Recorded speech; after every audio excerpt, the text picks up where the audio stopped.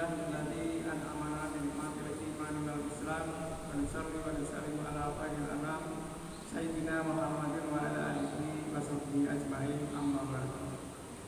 Para jamaah sekalian, puji syukur kita panjatkan kehadiran Allah Subhanahu wa taala atas anugerah dengan berbagai nikmat yang telah diberikan kepada kita semuanya, sehingga pada kesempatan pagi hari ini kita masih bisa hadir di Masjid Jami Baitul Husna untuk sama-sama menjalankan salat subuh berjamaah. Dan alhamdulillah Allah masih berikan kepada kita semuanya kekuatan dan kesempatan untuk bisa sama-sama duduk hadir dalam taklim pagi ini yang insya Allah akan disampaikan oleh guru kita yaitu Syekh Muhammad SHI dengan tema pada pagi hari ini amalan akhir-akhir di bulan Ramadan dan pasca bulan Ramadan. Mari nanti kita simak sama-sama, semoga apa yang akan disampaikan menjadi pelajaran dan sebagai pengingat buat kita semuanya dalam rangka meningkatkan iman dan takwa kita kepada Allah Subhanahu wa taala.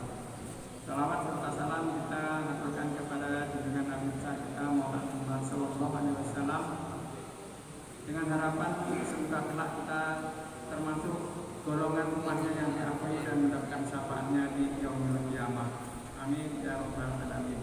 Namun sebelumnya mari kita sama-sama membaca suratul Fatihah sebagai ungkapan rasa syukur kita kepada Allah Subhanahu wa taala atas anugerah yang berbagai nikmat yang telah diberikan kepada kita semuanya.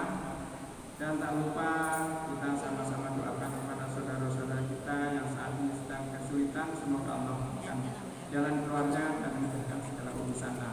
Dan sekiranya ada di antara saudara-saudara kita, keluarga kita yang saat ini sedang sakit, semoga Allah segera angkat penyakitnya dan sembuhkan dengan kesembuhan yang sempurna.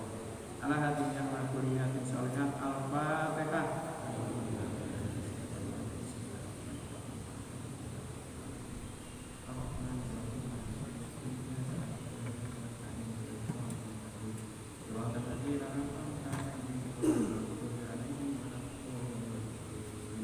Sebagaimana biasa tadi itu dari Nabi misalkan waktu untuk sesi tanya jawab, dan sekiranya para jamaah yang nanti ada bertanya dipersilakan. Demikian, wassalamualaikum warahmatullahi wabarakatuh.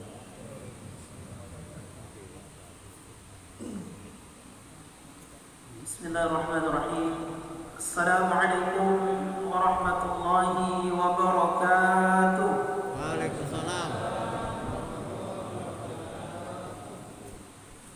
Alhamdulillahilladzi bi ni'matihi tatimmus shalihat. Asyhadu an la ilaha illallah wahdahu la syarika lah wa asyhadu anna Muhammadan abduhu wa rasuluhu la nabiyya ba'dah. Qala Allah ta'ala fi kitabihil karim, a'udzu billahi minasy syaithanir rajim. Ya ayyuhalladzina amanu taqullaha wabtaghu ilaihil wasilata wajahidu fi sabilihi la'allakum tuflihun. Allahumma shalli ala Muhammadin wa ala alihi wa sahbihi wa man tabi'ahum bi ihsan ila yaumiddin. Amma ba'd. Yang saya hormati Ketua DKM Masjid Baitul Husna Bapak Haji Mudakir, yang saya hormati para alim ulama, para asatiz dan asatidah, yang saya hormati ibu-ibu dan bapak-bapak hadirin jamaah salat subuh Masjid Baitul Husna, yang insyaallah mudah-mudahan semua yang hadir di pagi hari ini akan dalam lindungan Allah Subhanahu wa taala, diberikan kesehatan oleh Allah Subhanahu wa taala, diberikan panjang umur oleh Allah Subhanahu wa taala, diberikan rezeki yang luas, halal dan barokah. Amin amin ya rabbal alamin.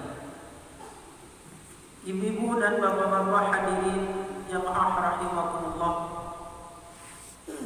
Ini kuliah subuh sampai jam berapa Pak? Sama kayak biasa sampai syuruk. Masya Allah. Ini kalau saya haus siapa yang tanggung jawab itu tadi? Gampang minum aja.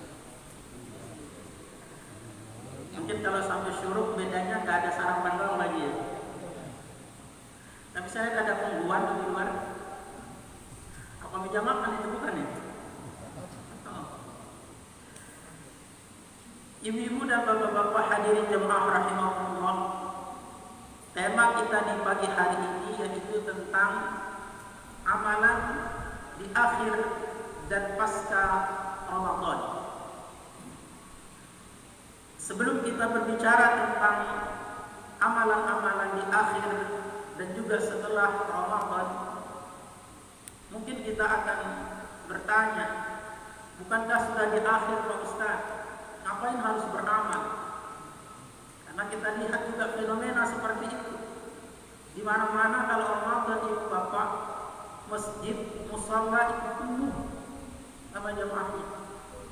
Bahkan sampai keluar-keluar saking banyaknya. Itu di awal-awal. Sampai akhir-akhir juga sama. Keluar-keluar juga jemaahnya. Itu nggak tahu keluar pada kemana. Tapi di sini masya Allah ya. Subhanallah jemaah Baitul Husna insyaallah orang salih dan salihah semua. Kalau ada yang seperti itu tadi itu yang saya ceritakan jemaah Baitul Husna Korea Utara. Tapi kalau jemaah Baitul Husna Harapan Indah insyaallah akan semangat dari awal sampai akhir. Kenapa ibu bapak kita perlu semangat justru di akhir-akhir Ramadan? Itu yang harus kita fahami bersama agar tidak sebagaimana pemahaman banyak orang semangatnya hanya di awal. Kalau kita baca misal di dalam salah satu hadis baginda Nabi Muhammad sallallahu alaihi wasallam, apa kata Rasulullah? Innamal a'malu bil khawatim, kata beliau. Sesungguhnya amal itu tergantung dari akhirnya. Amal itu bahkan bergantung bagaimana kesudahannya. Nah, kalau orang yang paham, maka pastilah dia akan memperbaiki di akhirnya. Justru dia akan berlomba-lomba di akhirnya. Maka Imam Ibnu Qayyim Al-Jauziyah pernah mengungkapkan seperti ini, Bapak. Idza lam tuhsinil istiqbala la'allaka tuhsinul wada'a. Jika tidak bisa memberikan penyambutan yang terbaik, maka berikanlah perpisahan yang mengesankan. Apa terjemah dari kalimat beliau ini? Yang pertama ibu bapak, betapa penting arti sebuah akhir. Jika mungkin Ramadan 2 tahun belakangan kemarin kita belum maksimal karena adanya corona, tapi alhamdulillah sekarang coronanya sudah lebih reda. Karena alhamdulillah yang datang sekarang ibunya corona, Omicron. Dalam bahasa Arab ibu itu ummi. Jadi yang datang sekarang itu Omicron. Nah, emaknya corona. Dan alhamdulillah tidak terlalu berbahaya ya. Dulu di awal-awal tahun 2020 Pak ya, Masya Allah itu kan suasananya mencekam sekali. Tahun itu Ramadan saya full sebulan di rumah Pak. Karena takut corona. Tahun 2021 alhamdulillah sudah agak mending. Nah sekarang kita sudah lebih longgar. Seharusnya sekaranglah kita memaksimalkan, menyempurnakan apa yang kemarin kurang. Terjemah yang berikutnya adalah mungkin dulu tatkala kita masih muda ibu bapak, mungkin ibadahnya belum maksimal, banyak melalaikan ibadah kewajiban. Saat inilah tatkala kita sudah dewasa, tatkala kita sudah tua, seharusnya kita memperbaiki yang sudah-sudah, memperbaiki yang dahulu-dahulu. Mungkin dahulu kurang baik, maka sekaranglah kita perbaiki. Begitu ibu bapak, mungkin di awal-awal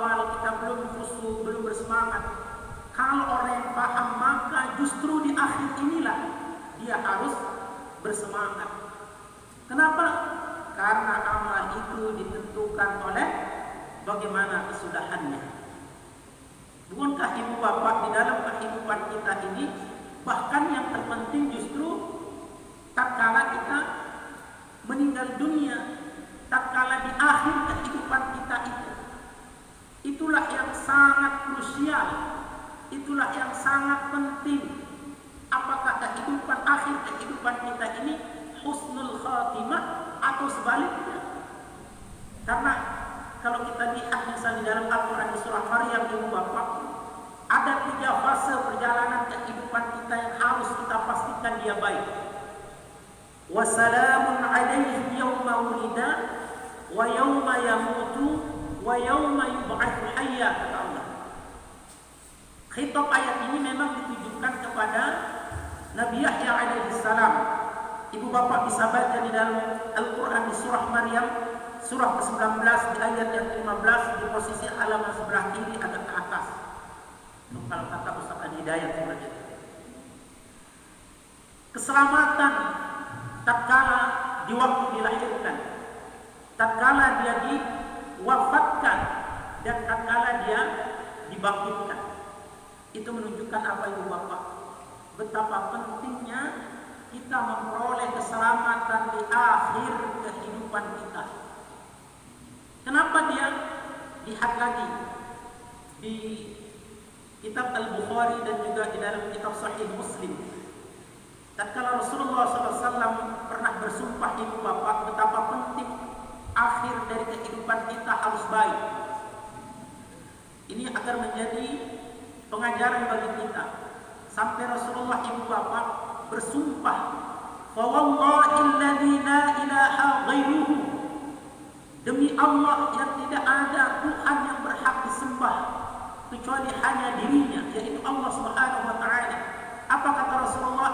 Inna ahadakum la ya'malu bi 'amali ahli jannah hatta ma yakunu bainahu wa bainaha illa dhira'un wa yasbiqu 'alayhi al-kitab fa ya'malu bi 'amali ahli an-nar fa yadkhuluha.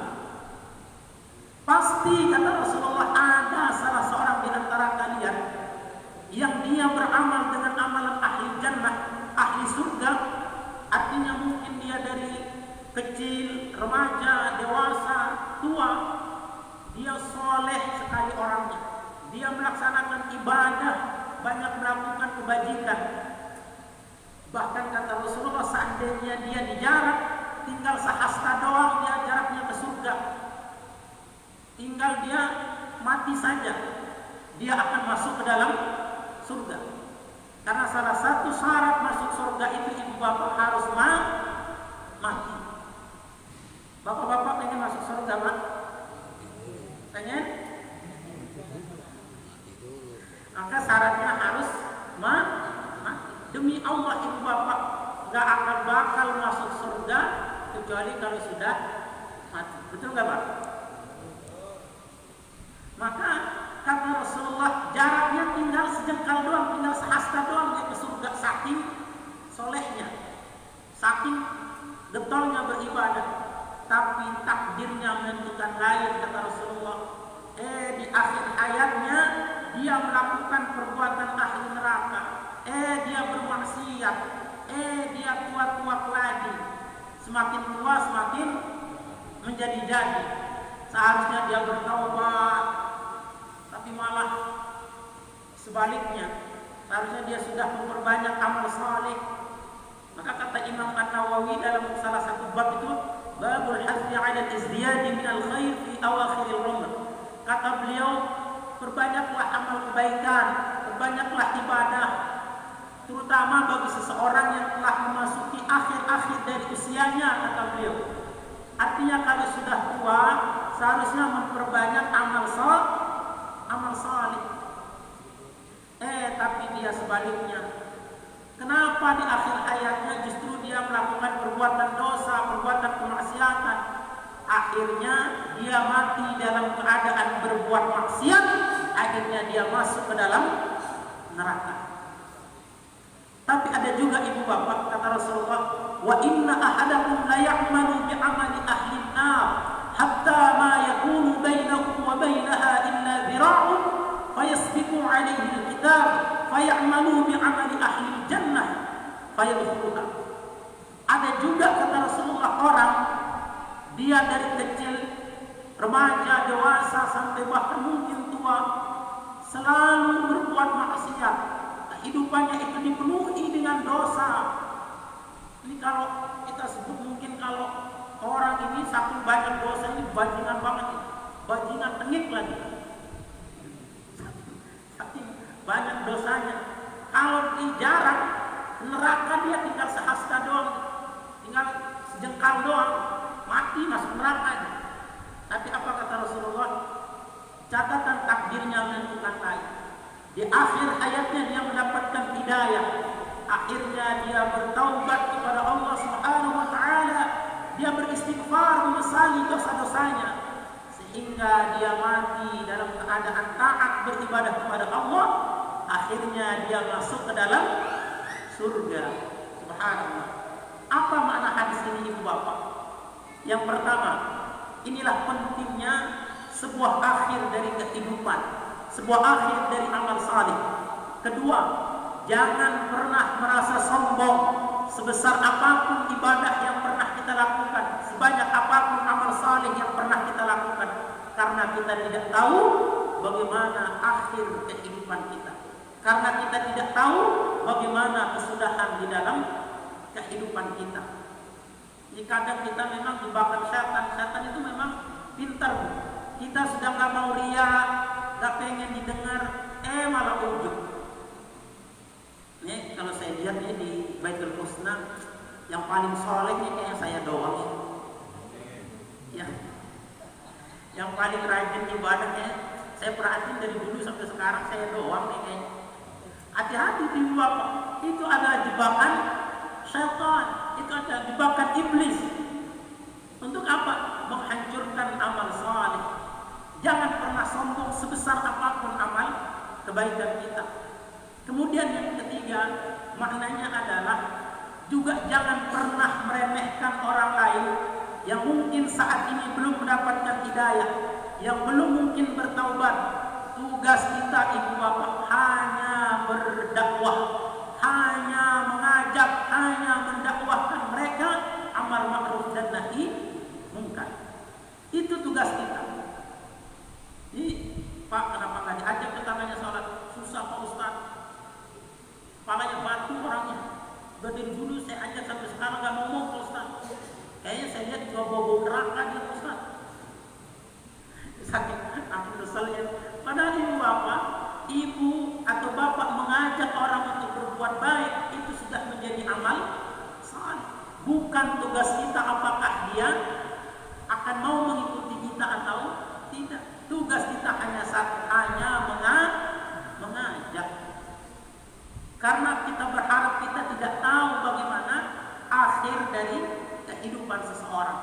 Itulah Ibu Bapak betapa pentingnya akhir dari sebuah kehidupan atau bahkan amal saleh. Oleh karena itu, mudah-mudahan di akhir kehidupan kita mendapatkan keselamatan, diwafatkan dalam keadaan husnul khatimah. Apa Pak? Husnul khatimah. Pakai hak, jangan pakai kha. Ini kadang kita saking semangatnya, Pak Ustaz, tetangga saya yang meninggal Pak Ustaz, mudah-mudahan husnul khatimah. Husnul khatimah. Kalau pakai kha, kalau pakai hak baru artinya baik. Husnul khatimah, baik di akhir. Mudah-mudahan dia di akhirnya baik. Tapi kalau pakai kha, husnul khatimah, mudah-mudahan dia binasa di akhirnya. Nah itu artinya di bawah. Jadi hati-hati kalau bahasa Arab itu beda makhraj, beda makna. Ini kadang kita tulis haha, husnul. Akhirnya kan baca husnul khatimah. Pakai hak. Sini nih di wasatul hak. Husnul khatimah, baitul husna.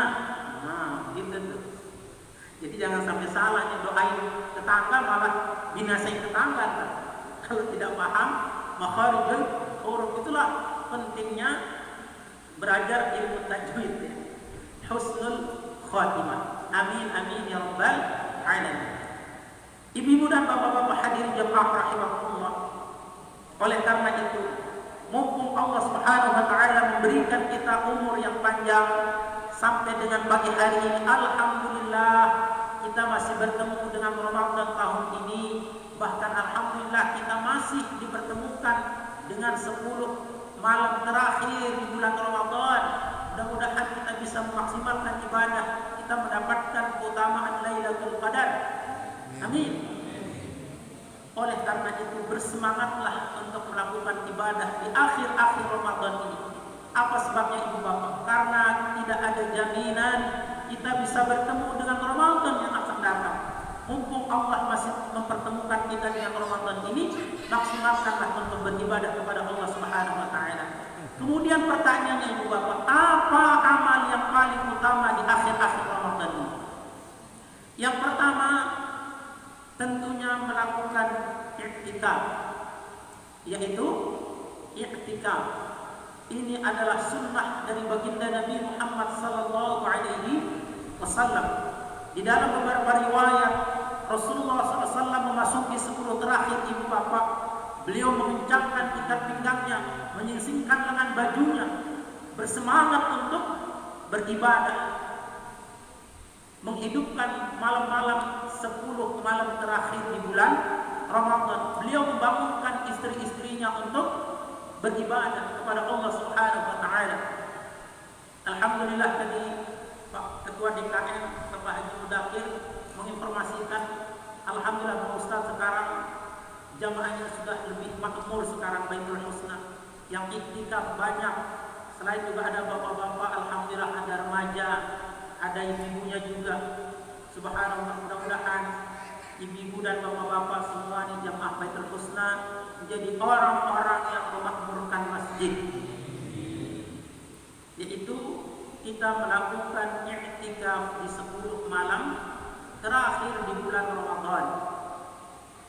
Salah satu, walaupun memang tujuannya bukan semata-mata untuk mendapatkan Lailatul Qadar. Sekali lagi, bahwa kita i'tikaf semata-mata bukan hanya mengejar Lailatul Qadar, tapi mendapatkan akhir dari sebuah amal. Karena akhir sangat menentukan. Ibu bapak kebayang gak? Orang yang di awal-awal semangat beribadah di bulan Ramadan, kemudian pertengahan sudah tidak lagi ke masjid. Kira-kira pasca Ramadannya udah kebayang gak kayak gimana? Ramadan saja sudah tidak ke masjid. Bagaimana nanti setelah Ramadan? Maka inilah saatnya kita mendidik diri kita untuk bersemangat di akhir Ramadan, agar nanti pasca Ramadan juga kita memiliki semangat yang membara untuk tetap beribadah kepada Allah Subhanahu wa taala, bahkan sampai nanti kita diwafatkan. Karena tugas kita ibu bapak, kalau melakukan kebaikan itu, maka yang paling terberat adalah istiqomah.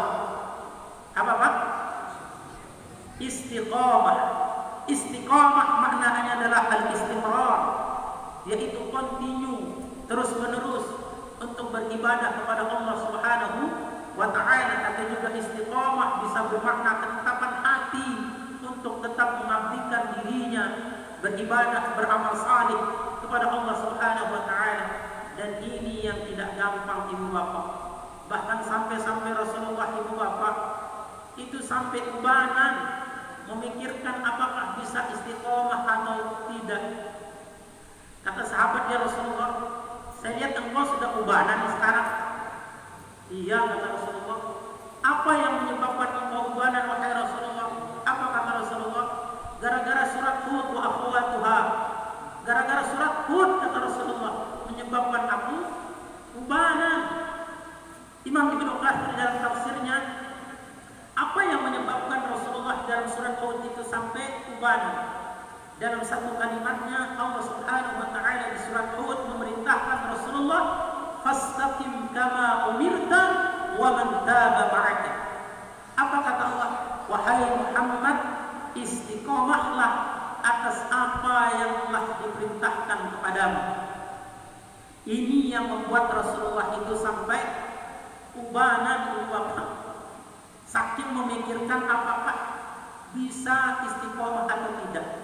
Saya tidak tahu bapak-bapak di sini nggak udah ubanan gara-gara memikirkan istiqomah atau memikirkan istiqomah yang lainnya. Karena ada juga Pak Ustadz, istiqomah itu artinya istri 3 dikontrakin rumah. Istiqomah, istri 3 dikontrakin rumah.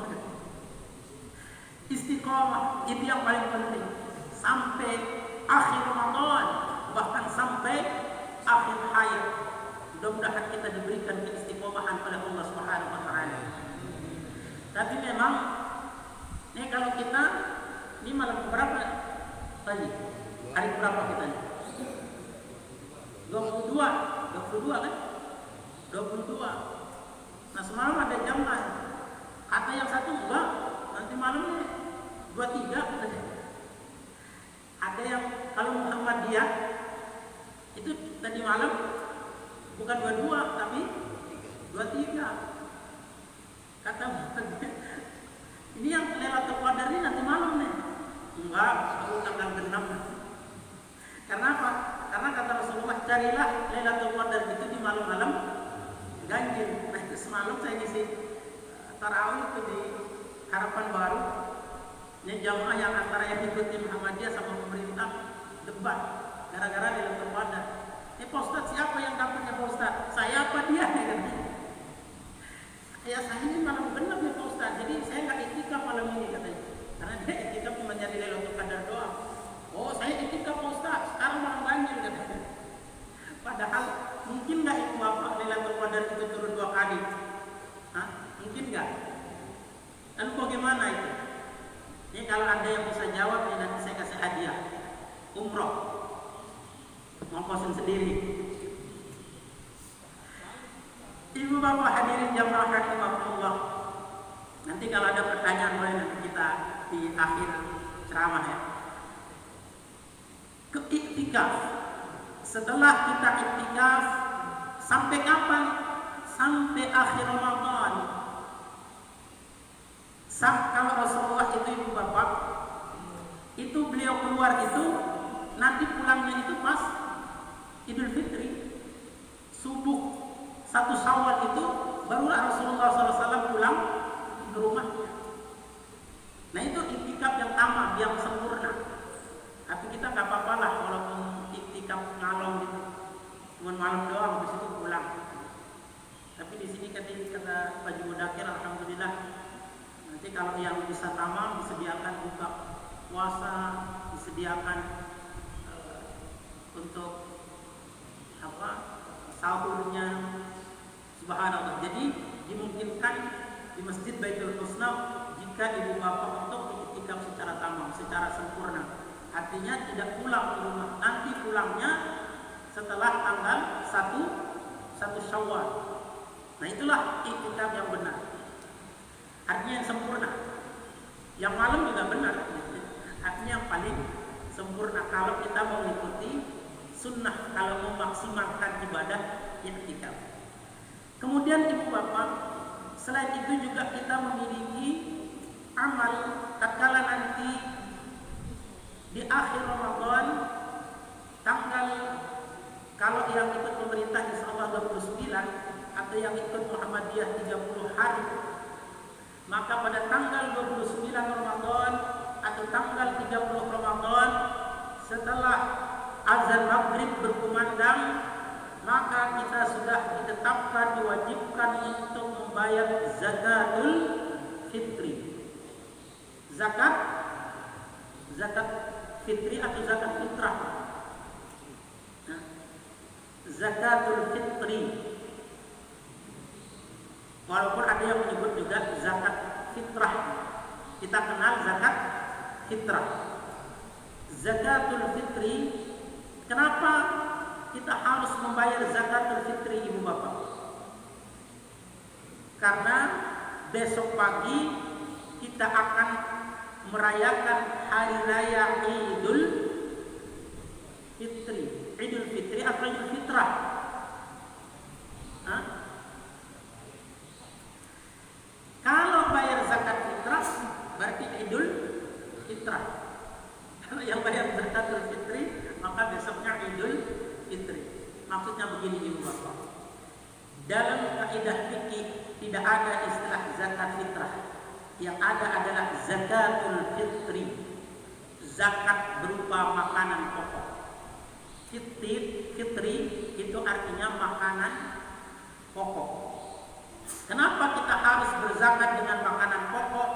Karena besok paginya kita akan merayakan hari raya Idul Fitri.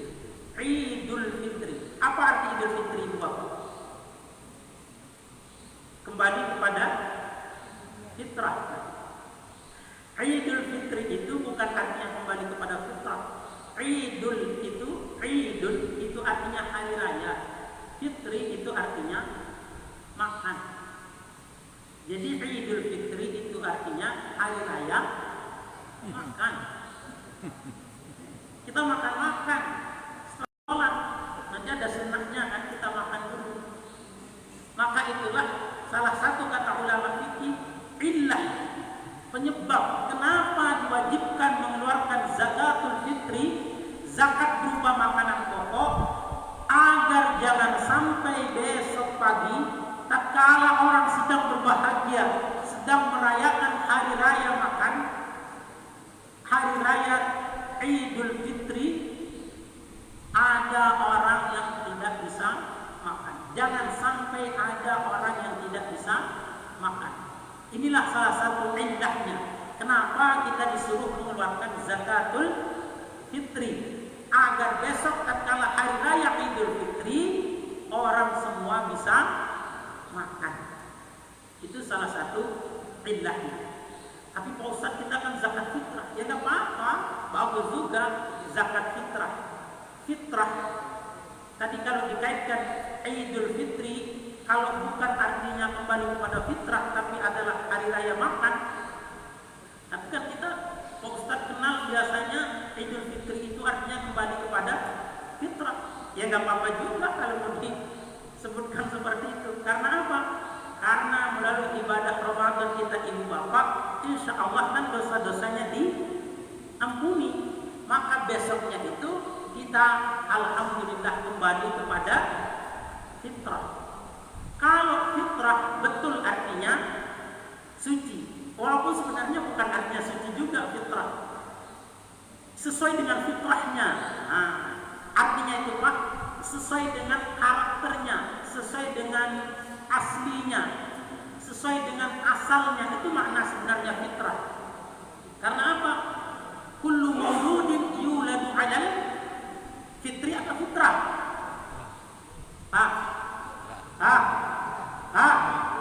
Masih hidup kan nih?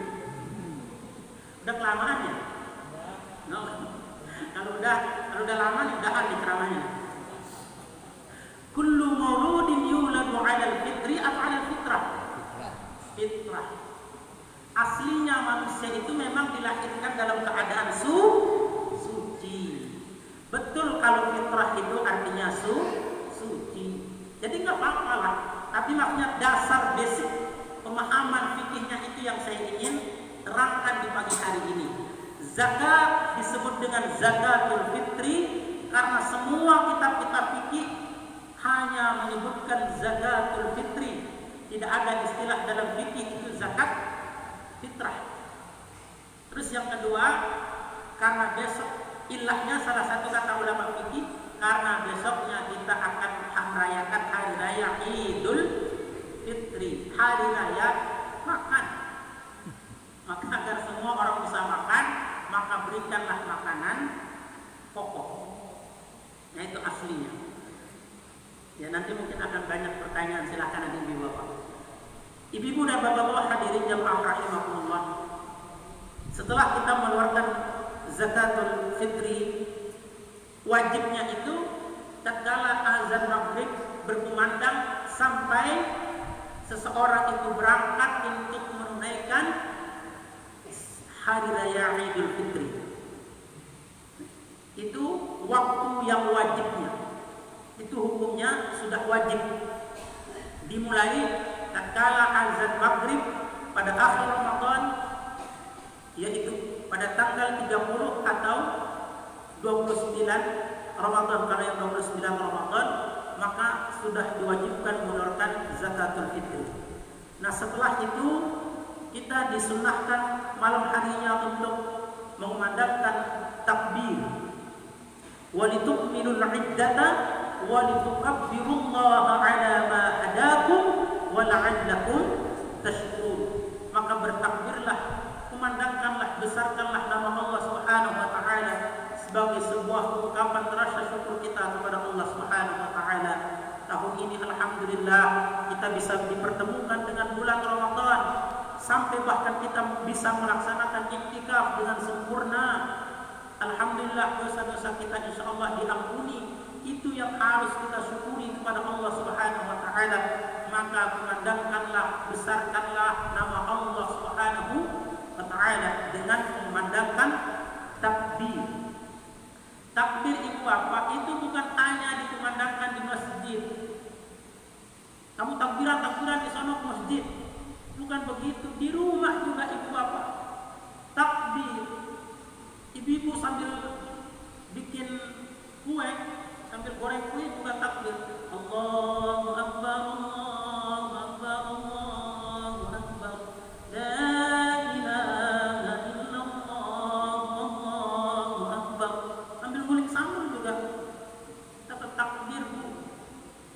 Karena itulah sunnah memandangkan takbir tatkala tanggal 1 Syawal.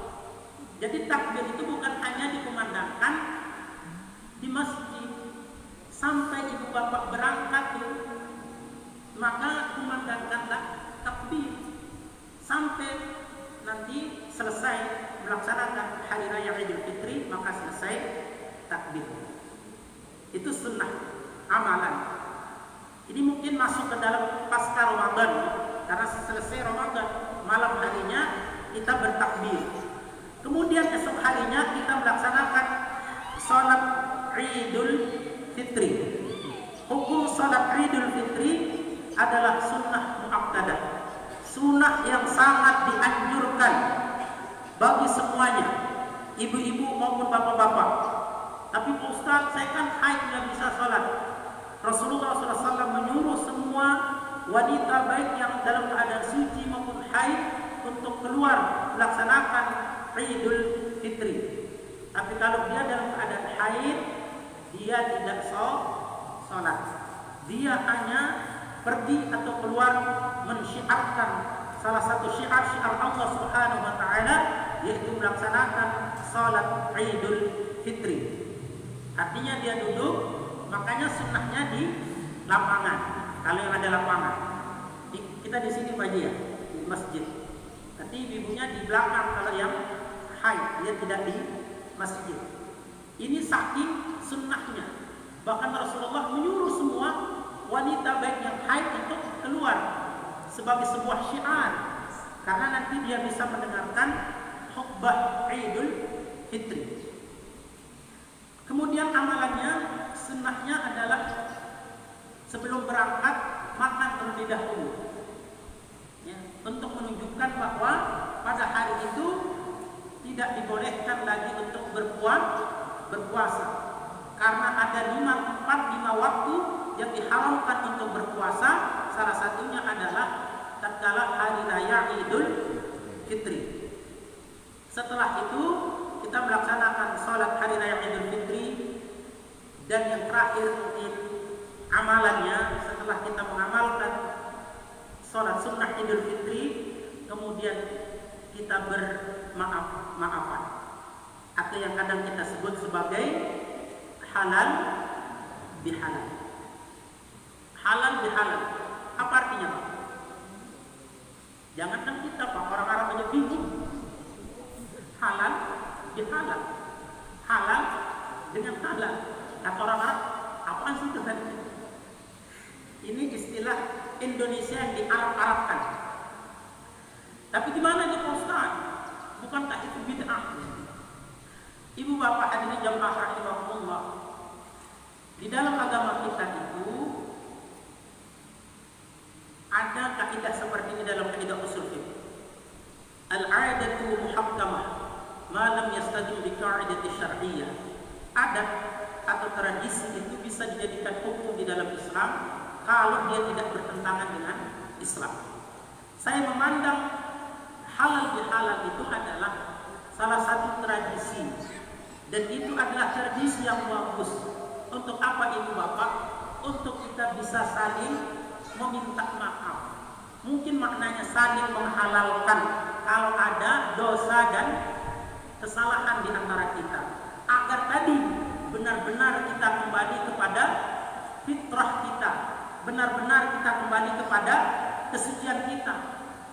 Karena ibu bapak, dosa kita terhadap sesama manusia itu tidak bisa otomatis diampuni oleh kuasa kita. Kesalahan kita dengan manusia ibu bapak tidak bisa diampuni karena tarawih kita. Itu hanya bisa diampuni kalau ada dosa kita, kesalahan kita dengan Allah. Tapi kalau ada kesalahan sama manusia tidak bisa diampuni kecuali dengan meminta maaf. Maka orang yang mampu memberikan maaf akan diberikan surga yang seluas langit dan bumi. Wah, hebat banget Pak Ustaz. Itulah beratnya memaafkan orang. Kenapa dia sampai mendapatkan fadilah, mendapatkan surga yang seluas langit dan ibu bapak, orang yang mampu memaafkan orang lain. Karena yang terberat itu minta maaf atau memaafkan? Nah, yang berat memaafkan atau minta maaf? Memaafkan. Kenapa Pak? Karena kita yang menjadi korban, kita yang mendapatkan sakit hati dari orang lain. Bahkan saking sakit hatinya, sakitnya tuh di sini, sakit. Tapi bisa tidak ibu bapak memaafkan saudara kita yang minta maaf? Kalau bisa, maka dia akan mendapatkan surga yang seluas langit dan bumi. Amin. Amin. Amin ya rabbal alamin. Baik, ibu bapak kayaknya sudah akan masuk waktu syuruk. Jadi mungkin kuliah subuh kita akhiri sampai di sini. Jika ada mungkin tanya jawab, silakan ibu bapak. Silakan bapak-bapaknya, ibu-ibunya yang ada pertanyaan.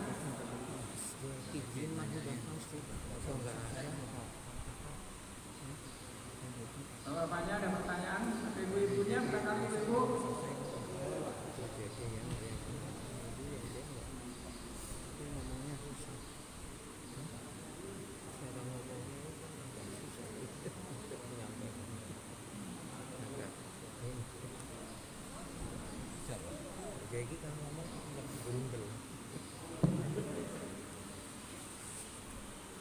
Assalamualaikum warahmatullahi wabarakatuh.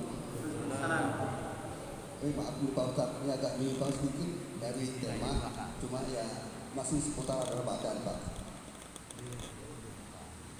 Iftar jama'i atau populernya bukber Pak ya, atau iftar gathering biasa dilakukan di waktu bulan Ramadan Pak ya. Yang maksudnya untuk ya menjalin silaturahmi gitu Pak ya. Tapi biasanya diadakan di tempat kuliner, di mall-mall gitu Pak. Begitu kita lagi habis berbuka puasa, kita kan biasa ngobrol-ngobrol gitu Pak ya. Sampai lalai sholat maghrib. Apalagi sholat maghrib, tertinggal sholat maghrib. Biasanya ada beberapa orang atau mungkin banyak orang yang lalai kebiasaan keasikan ngobrol gitu Pak ya. Yang saya tanyakan, apakah sholat maghrib yang ditinggalkan itu bisa digantikan setelah sholat tarawih atau witir, ba'da sholat tarawih atau witir, atau bagaimana hukumnya bila meninggalkan sholat sewaktu habis berbuka puasa sholat maghrib ini Pak? Terima kasih. Assalamualaikum warahmatullahi wabarakatuh.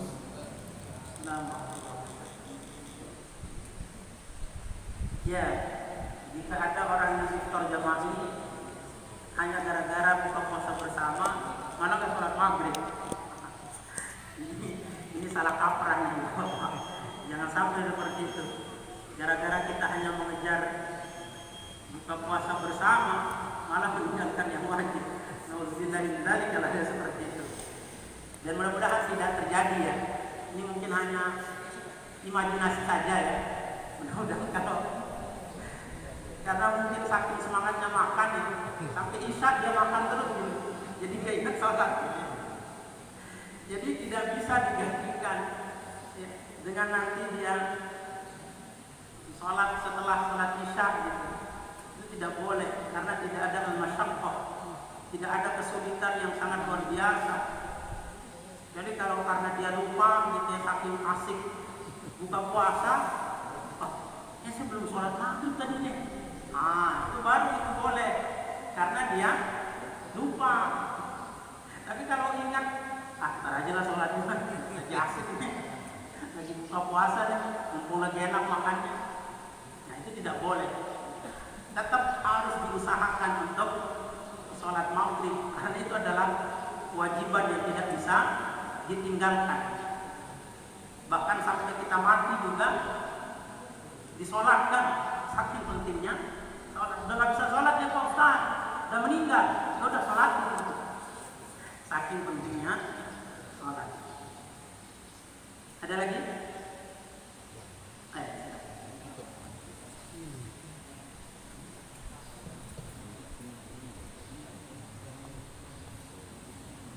Assalamualaikum warahmatullahi wabarakatuh. Assalamualaikum. Yang pertanyaan saya mungkin sedikit agak mewakili itu ya Bapak. Yang saya mau tanyakan, ini kan masjid kita batasnya sampai ya mungkin tembok jalan. Kesannya lapangan Pak Ustaz. Mungkin karena ini batasin tembok ya. Nah seandainya gimana kalau ibu-ibu yang lagi berhalangan tidak sholat tapi dia cuma dengan khutbah saja sampai di lapangan sana, boleh atau tidak Pak? Mohon bicaranya Pak. Assalamualaikum warahmatullahi wabarakatuh. Waalaikumsalam warahmatullahi wabarakatuh.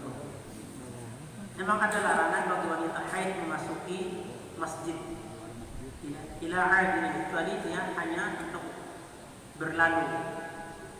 Yang tidak dibolehkan itu, maka sebenarnya ini adalah contoh masjid, bangunan masjid yang bermadzhab Syafi'i sebenarnya. Ada apa istilahnya teh? Yang sampingnya itu. Iya, terasnya itu. Itu sebenarnya diperuntukkan bagi wanita haid sebenarnya. Kalau dia mau mendengarkan tahlil, karena tidak dipergunakan aslinya itu untuk sholat. Nah, bangunan yang tempat sujud itu adalah di dalam masjid ini. Maka wanita haid itu tidak boleh memasuki masjid. Maka dibuatkanlah teras. Itu sebenarnya asli kenapa bangunannya masjid itu ada terasnya sebenarnya. Tapi kalau itu digunakan juga untuk sholat gitu ya, maka mungkin dia di luar dari yang disebut dengan masjid. Artinya tempat sujud. Masjid itu artinya tempat sujud. Kalau itu digunakan sebagai tempat sujud, maka seorang wanita haid itu tidak dibolehkan untuk berdiam diri di dalam masjid. Walaupun sebenarnya ini juga ada istilah di antara ulama kalau melihat dari illahnya. Illah dari kenapa dia tidak dibolehkan, salah satunya khawatir kalau dia seorang wanita haid itu masuk masjid, maka masjidnya itu akan kotor karena ada darah yang keluar. Tapi Pak Ustaz sekarang itu canggih Pak Ustaz. Sekarang sudah banyak pembalut. Lalu bagaimana? Nah itu. Maka ada juga ulama yang membolehkan dengan syarat dia tidak mengotori, mampu menjaga kesucian masjid. Tapi jumhur menyebutkan karena dalilnya kuat, maka dia tidak dibolehkan untuk berdiam diri. Maka memang sunnahnya kalau yang punya lapangan itu kan sholat id itu di lapangan. Maka Rasulullah menyuruh baik wanita yang suci maupun yang haid untuk keluar melaksanakan Idul Fitri. Kalau yang haid tadi itu dia tidak sholat, dia hanya mendapatkan syiar dan juga mendengarkan khutbah. Jadi mungkin dia berada di lapangan. Mungkin nanti bisa disediakan tempatnya. Kalau ini sudah menjadi tradisi. Tapi Ustaz, kita kalau yang haid mah nggak ada yang untuk sholat, ya udah nggak usah disediain. Tapi kalau ada, mohon maaf Haji, gitu ya. Bilang aja ke Haji Mudakir, Haji, saya nanti mau ikut sholat, saya mau ikut hari raya, tapi saya lagi nggak sholat. Mungkin tempatnya dia disediakan, bukan di masjid. Nah, gitu. Baik, ada lagi? Kalau nggak ada saya tambahkan sedikit boleh Ustaz ya? Ya. Kalau nggak ada saya tambahkan sedikit aja. Oh, iya. Terkait masalah kitab masalah Lailatul Qadar. Apakah yang membedakan pada saat turunnya Lailatul Qadar bagi orang-orang yang sedang iktikaf di masjid dengan orang-orang yang berada di rumah dalam keadaan beribadah? Terima kasih. Singkat saja Ustaz. Iya. Lailatul Qadar adalah salah satu keberkahan yang Allah Subhanahu wa taala berikan di akhir Ramadan. Maka Rasulullah SAW memerintahkan kita untuk mencari Lailatul Qadar karena utamanya sangat luar biasa, khairun min alfi syahr. Kalau kita beribadah mendapatkan malam Lailatul Qadar, maka nilainya sama dengan kita beribadah 1000 bulan. Subhanallah. Lalu bagaimana seseorang yang berada di rumah gitu ya dengan orang yang beribadah di sini? Maka yang orang yang beribadah terutama bagi seseorang yang sakit mungkin, apakah dia bisa mendapatkan Lailatul Qadar di rumah? Maka para ulama menyebutkan bisa jika dia tidak bisa di masjid, karena sesungguhnya iktikaf itu hanya di masjid. Maka kalau dikaitkan dengan mencari Lailatul Qadar itu, maka insya Allah orang-orang yang hanya mengkhususkan dirinya iktikaf, maka itulah yang akan mendapatkan malam Lailatul Qadar. Dan Lailatul Qadar itu ibu bapak adalah sesuatu yang gaib, yang tidak ditampakkan oleh Allah. Siapa yang mendapatkannya? Maka apa hikmahnya agar kita bisa bersemangat beribadah? Coba kalau udah tahu turun malam 21 kemarin, kira-kira masih ada yang iktikaf nggak di sini? Udah bubar. Betul nggak Pak? Kalau udah kemarin, kalau udah turun di tanggal 21 nya, wah sebenarnya udah gak bakal ada. Itulah salah satu hikmahnya. Di apa istilahnya tidak ditampakkan dia. Tapi apa Ustaz ciri-cirinya orang mendapatkan Lailatul Qadar? Cirinya adalah ada perubahan sebelum dan sesudah Ramadan. Mungkin dulu sebelum Ramadan dia tidak mungkin 5 waktu ke masjid, tapi alhamdulillah setelah Ramadan dia sekarang sholat 5 waktu. Dulu dia mungkin sebelum Ramadan dia mungkin kalau berinfaknya hanya 2.000, tapi setelah Ramadan 2.500. Alhamdulillah. Artinya ada perubahan. Itulah ciri seseorang itu bisa mendapatkan Lailatul Qadar. Atau ciri seseorang mendapatkan Lailatul Qadar. Artinya ada perubahan. Selain itu adalah sesuatu yang rahasia dari Allah, kelak akan ditampakkan balasannya. Bagaimana amal seseorang yang beramal di malam Lailatul Qadar itu akan diganjar sama dengan dia beribadah selama 1000 bulan. Wallahu a'lam bishawab. Baik, ibu bapak hadirin jemaah rahimakumullah, karena sudah masuk waktu syuruk, sudah 10 menit dari terbit matahari, kita akan melaksanakan sholat sunnah syuruk. Baik, untuk keberkahan alim kita, mari kita tutup dengan sama-sama berdoa kepada Allah Subhanahu wa taala. Mudah-mudahan amal-amal saleh yang kita lakukan akan diterima oleh Allah Subhanahu wa taala. Dan mudah-mudahan kita mendapatkan keberkahan malam Lailatul Qadar. Ala hadhihi wa ala kulli salih al-Fatihah. A'udzu billahi minasy syaithanir rajim. Bismillahirrahmanirrahim. Alhamdulillahi rabbil alamin. Arrahmanir rahim. Maliki yaumiddin. Iyyaka na'budu wa iyyaka nasta'in. Ihdinas siratal mustaqim. Siratal ladzina an'amta 'alaihim ghairil maghdubi 'alaihim waladdallin. A'udzu billahi minasy syaithanir rajim. Bismillahirrahmanirrahim. Alhamdulillahi rabbil alamin. Hamdan syakirin, hamdan na'im. Hamdan yuwafi ni'amahu wa yukafi mazidah. يا ربنا لك الحمد كما ينبغي لجلال وجهك الكريم وعظيم سلطانك. اللهم صل على سيدنا محمد وعلى آل سيدنا محمد. ربنا اغفر لنا ولوالدينا وارحمهم كما ربونا صغيرا. ربنا هب لنا من أزواجنا وذرياتنا قرة أعين واجعلنا للمتقين إماما. اللهم لا تدع لنا ذنبا إلا غفرته، ولا هما إلا فرجته، ولا دينا إلا قضيته، ولا مريضا إلا شفيته، ولا حاجة من حوائج الدنيا والآخرة إلا قضيتها يا أرحم الراحمين. اللهم إنك عفو كريم تحب العفو فاعف عنا يا كريم. اللهم تقبل منا صلاتنا وصيامنا وقيامنا وركوعنا وسجودنا وتعبدنا وتخشوعنا وتضرعنا وتمن تقصيرنا يا أرحم الراحمين. ربنا ظلمنا أنفسنا وإن لم تغفر لنا وترحمنا لنكونن من الخاسرين. ربنا آتنا في الدنيا حسنة وفي الآخرة حسنة وقنا عذاب النار. سبحان ربك رب العزة عما يصفون وسلام على المرسلين والحمد لله رب العالمين. سبحانك اللهم وبحمدك أشهد أن لا إله إلا أنت أستغفرك وأتوب إليك. Mohon maaf lahir dan batin. Assalamualaikum warahmatullahi wabarakatuh.